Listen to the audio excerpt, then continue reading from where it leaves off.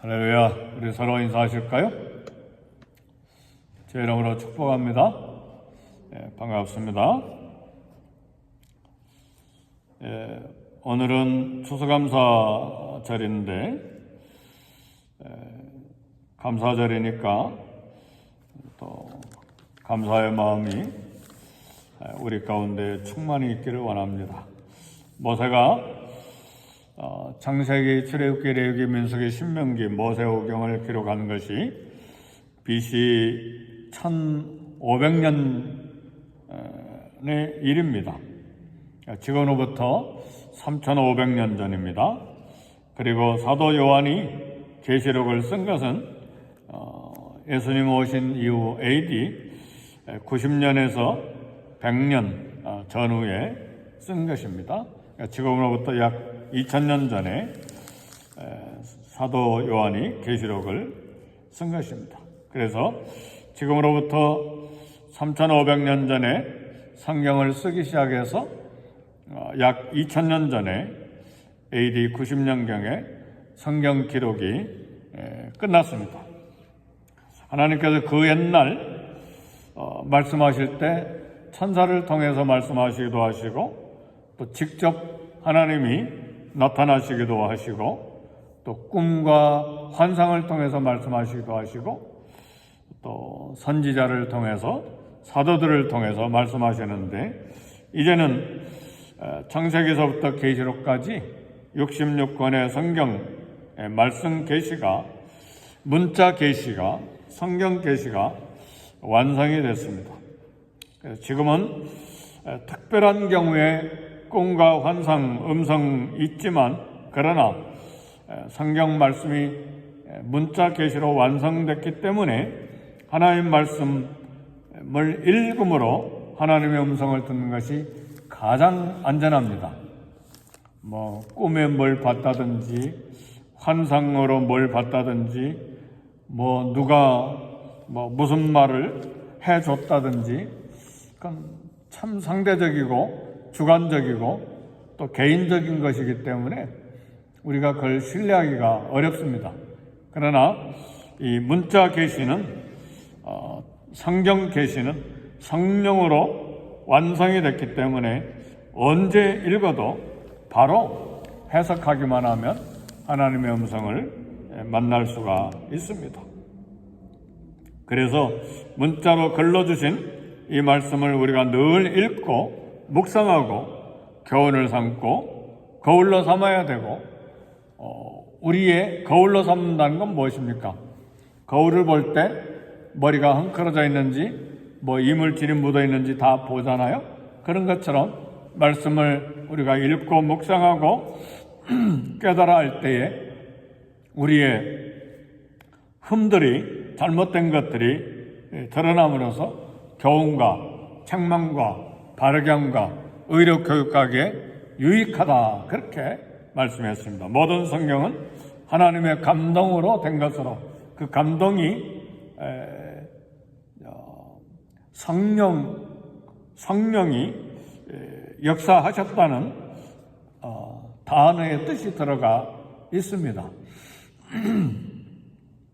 그래서 우리는 말씀을 읽고 묵상하고 교훈을 받음으로 그리고 거울로 삼음으로써 하나님의 음성을 듣고 오늘 이 땅을 생존하고 또 믿음 생활을 하는 것입니다.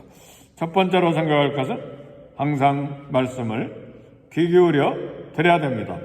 8장 1절에 보니까 이스라엘 자손이 자기들의 성읍에 거주하였더니 7째 달에 이르러 모든 백성이 일제히 수문학 광장에 모여 학사이스라엘에게 여호와께서 이스라엘에게 명령하신 모세 율법책을 가져오기를 청했다 그랬습니다. 성벽 건축이 끝나자 큰 절기가 있는 7째 달에 큰 절기가 있습니다. 나팔절도 있고 대속죄일도 있는 그런 7월에 백성들이 모두 광장에 모였습니다. 절기니까요. 그래서 하나님 말씀을 듣기를 원했습니다. 눈에 보이는 성전 건축으로 끝난 게 아니죠. 그것이 할 일을 다한 것이 아닙니다. 성벽도 중요하지만 그러나 성벽 재건의 참 의의는 뭔가? 마음의 성벽, 마음을 방어할 성벽을 쌓는 것이 더 중요합니다. 백성들이 무엇을 해야 될지를 알았습니다. 그래서 에스라 학사에게 말씀을 가져와서 읽어달라고 부탁하는 것입니다. 왜냐하면 그때는 성경을 가지고 있는 사람이 몇 사람이 없었잖아요. 요즘은 인쇄된 종으로 누구나 성경이 한 집에 서너 권씩 다 있지만 옛날에는 가죽종이에 쓴 것이기 때문에 제사장이나 몇 사람 겨우 가지고 있었을 뿐이에요. 그러니까 에스라에게 성경을 가져와서 말씀을 읽어달라고 부탁한 것입니다.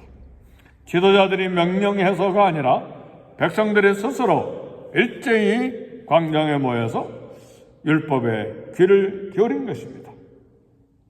우리는 외면의 벽 건축만 아니라 내면의 영혼의 궁핍, 영혼의 갈증 채우는 일을 우리는 애를 써야 됩니다. 먹을 양식만 찾는 것이 아니라 영적인 양식, 말씀을 그 굶주림이 어떠한지를 봐야 합니다. 마실 물만 찾는 것이 아니라 말씀을 듣지 못한 기가를 깨닫고 영적인 양식, 영적인 생수를 마시기에 힘써야 됩니다. 성벽만 완성됐다고 이스라엘 백성들이 이제 안전합니까? 그렇지 않죠? 예루살렘 성전과 성벽이 얼마나 견고했습니까? 그런데 마음의 성벽을 쌓지 못하고 영적인 성벽을 쌓지 못하니까 아수르에게 멸망하고 바벨론에게 멸망한 것이 엊그제가 아니잖아요. 벌써 성벽 완성되기까지는 거의 150년 전에 바벨론에 다 멸망했다가 겨우 이제 성벽 완성을 위해서 느헤미야가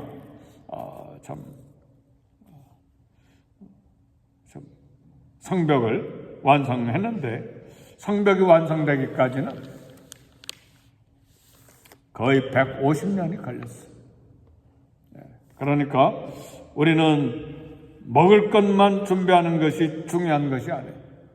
성벽을 쌓는 것만이 중요한 것이 아니라 하나님의 말씀으로 성벽을 쌓아야 됩니다. 그렇지 않으면 또다시 이방인, 또다시 우상, 또다시 욕망, 욕심 이런 것들이 우리를 무너뜨리게 되는 것입니다. 그래서 우리 믿음이 무너져 버리면 삶의 모든 것이 다 무너지는 것이 하나님이 책임지실 수가 없는 거예요. 그러니까 무엇을 건축하는 것이 더 중요합니까? 항상 말씀에 귀를 기울여 우리 영혼의 성벽을 쌓는 것이 중요합니다. 그래서 이스라엘 백성들이 성벽 외벽 건축이 끝나자 이 큰 절기에 7월 달에 일제히 모여서 내면의 성벽을 건축하기 위해서 학사 이스라에게 말씀을 가져도록 이렇게 부탁을 한 것입니다. 그리고 아멘으로 응답을 했어요. 8장 6절에 보니까 에스라가 위대하신 하나님 여호와를 송축하며 모든 백성이 손을 들고 아멘 아멘 하고 응답하고 몸을 굽혀 얼굴을 땅에 대고 여호와께 경배하니라. 근데 그 전에 5절에 보면 에스라가 모든 백성 위에 서서 그들 목전에 책을 펴니 책을 펼 때에 모든 백성이 일어서니라. 일어선 건 뭘 말합니까? 하나님 말씀에 대한 신뢰, 하나님 말씀에 대한 경외, 하나님 말씀에 대한 경의를 표하기 위해서 일제히 일어난 것입니다. 그래서 요즘에도 어떤 교회는 성경 봉독 시간에 모두 다 일제히 일어납니다. 우리 교회는 그렇게 하지는 않지만 일제히 일어납니다. 하나님 말씀에 대한 존경과 경의를 표하기 위해서 일어났어요. 그리고 찬양할 때에 아멘 아멘 화답하고 몸을 굽혀서 얼굴을 땅에 댔습니다. 경배하는 것이죠. 살아계신 하나님 말씀으로, 하나님께서 살아계신 이 말씀으로 내게 다가올 때 나는 어떻게 합니까? 하나님 말씀 앞에 경외하고 순종을 결단하고 하나님 말씀의 권위를 인정합니까? 하나님 말씀의 권위를 인정해야 성벽이 온전해집니다. 아멘, 할렐루야. 하나님 말씀을 인정하지 않고 내 고집대로 해버리면 무너지는 거예요. 뚝에 구멍이 난 것처럼 그 구멍이 점점 커지다가 뚝이 완전히 무너져 버리는 거예요. 그러니까 매 순간에 하나님 말씀의 권위를 인정해야 됩니다. 그래서 백성들이 에스라가 성경을 볼 때 일제히 일어나고 찬양할 때 아멘 아멘 화답하고 몸을 굽혀서 얼굴을 땅에 대고 경배했습니다. 살아계신 하나님이 우리에게 다가오십니다. 뭘 통해서 다가오시죠? 말씀을 통해서 다가와요. 이건 문자로만 보시면 안 돼요. 하나님의 계시의 말씀이에요. 누가 보든지 안 보든지 언제든지 하나님 말씀에 나를 복종시킬 수 있어야 됩니다. 그것은 목사나 선교사나 모든 직분자들, 모든 성도들이 다 마찬가지예요. 하나님 말씀 권위를 인정하지 아니하고 내 생각, 내 감정, 내 경험, 내 뜻대로 해버리면 무너지는 거예요. 교회도 마찬가지예요. 그렇게 내 생각, 내 고집을 그냥 세우면 질서가 다 무너져요. 그리고 교회가 와글와글 하게 되는 거예요. 그래서 교회는 당회로부터 시작해서 그리고 권사회도 있고 전도회도 있고 다 질서가 있는 거예요. 근데 그걸 다 무셔버리고 내가 할 거야! 그래버리면 교회가 어떻게 되겠어요? 문제가 심각해지는 것이죠. 그 질서를 무너뜨리면 안 돼요. 다 성숙하게 이런 것을 지켜나가야 됩니다. 우리 교회는 그렇게 하고 있는가?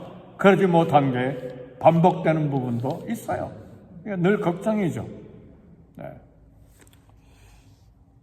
세 번째는 눈물과 감사. 8장 9절에 보니까 백성이 율법의 말씀을 듣고 다 우는지라 총독 느헤미야와 제사장 겸 학사 에스라와 백성을 가르치는 레위 사람들이 모든 백성에게 이르기를 오늘은 너희 하나님 여호와의 성일이니 슬퍼하지 말고 울지 말라 그랬어요. 말씀을 이해한 백성들이 눈물을 흘렸어요. 울었어요. 말씀대로 살지 못한 그런 죄를 후회하고 탄식한 거예요. 사랑하는 성도 여러분, 어떻게 눈물이 나왔습니까? 말씀을 깨달아야 눈물이 나올 수 있어요. 불순종을 부끄러워할 수가 있어요. 그리고 순종을 결단할 수가 있어요. 말씀 듣기를 그리고 말씀 읽기를 힘쓰고 하나님의 뜻을 알기 위해서 묵상하고 늘 갈망해야 됩니다. 누가 시켜서가 아니라 스스로 말씀을 읽고 스스로 말씀을 쓰고 그리고 묵상하면서 이게 하나님의 뜻이구나. 늘 그렇게 말씀을 가지고 묵상하고 말씀대로 살아가는 그런 우리가 돼야 됩니다.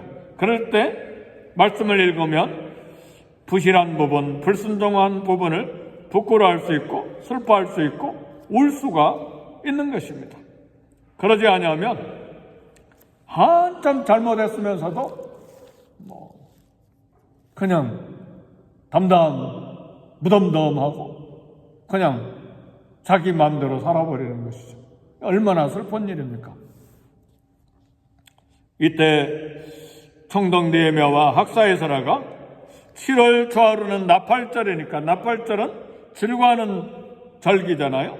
울지 말고 살찐 것을 먹고 단 것을 먹고 준비하지 못한 사람들에게 나눠주라고 했습니다. 말씀을 이해할 때 잘못을 슬퍼하고 말씀을 깨달을 때 이제 먹고 마시고 즐겁고 그리고 나눌 수가 있습니다. 여기 준비하지 못한 사람들은 절기가 되면 먼 지방에서 온 사람들이잖아요. 예루살렘에 가까이 있는 사람들은 준비할 수 있지만 먼 지방에서 예루살렘의 절기를 지키러 온 사람들, 또 가난한 사람들, 이런 사람들, 소외된 사람들, 이런 사람들을 생각하고 먹을 것을 나눠주라. 준비하지 못한 사람 나눠주라. 그래서 함께 즐거워해야 되니까. 그래서 우리는 나눌 때도요, 누가 소외되어 있는가, 누가 연약한 사람인가, 그냥 내가 좋아하는 사람, 아는 사람끼리 나누는 게 아니죠. 가진 사람끼리 나누는 게 아니에요.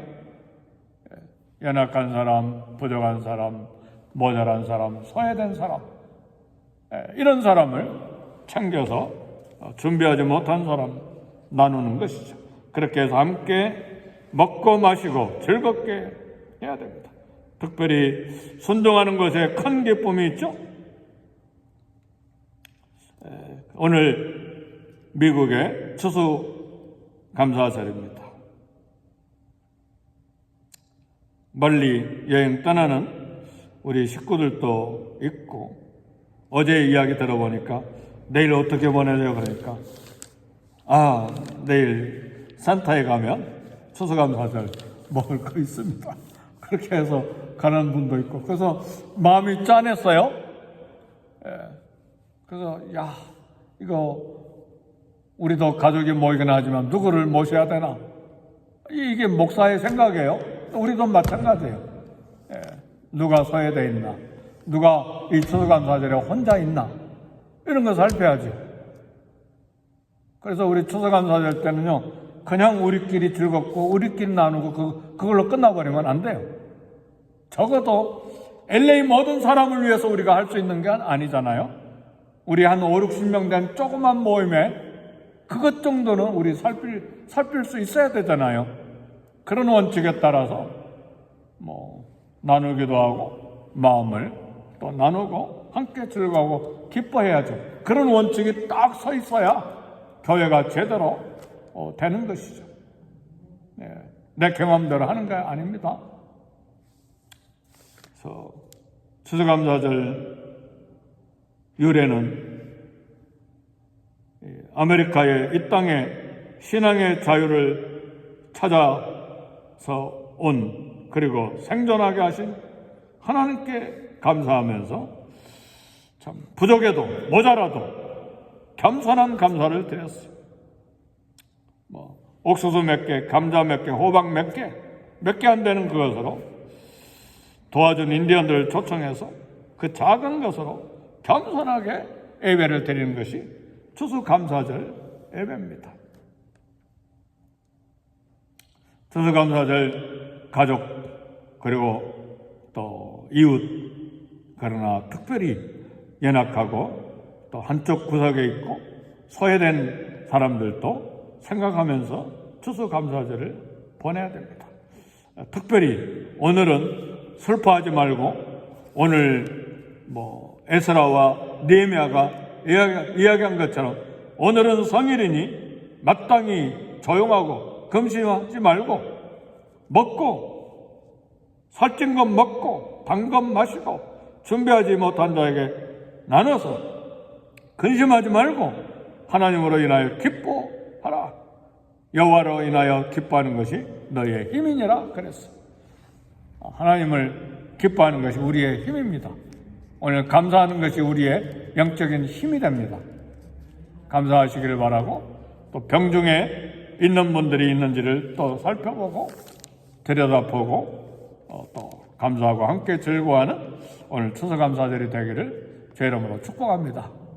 우리 기도하겠습니다. 우리 다 같이 기도할 때 오늘은 간구할 것도 많이 있지만 감사할 것들을 기억하고 하나님께 감사하는 기도를 드리겠습니다. 다 같이 기도하겠습니다.